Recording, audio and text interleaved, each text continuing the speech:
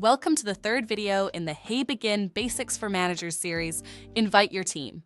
Now that your positions and locations are set up, it's time to get your team on board.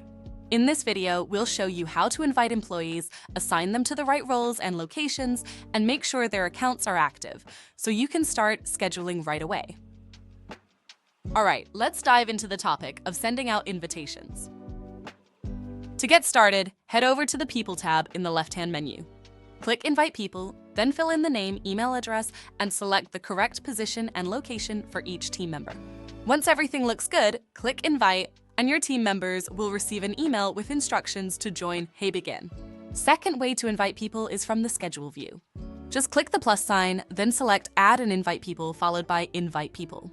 This will open the same invitation form as in the People tab, so simply follow the same steps from there.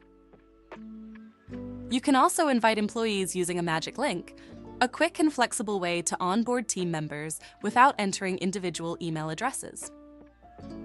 Click Invite People, and you'll see the magic link section right at the top of the form.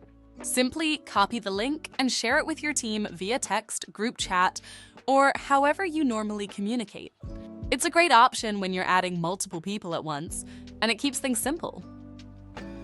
Managing your team is simple in Heybegin. From one place, you can view, edit, or update your team members' information, making it easy to keep everything up to date. Once your team has joined, you'll see them listed in the People section. From here, you can update their information, assign or change their positions and locations, and manage their access level, whether they're an employee, manager, or admin. You'll also see whether their account is active or still pending, so you'll always know who's set up and ready to go. And that's it!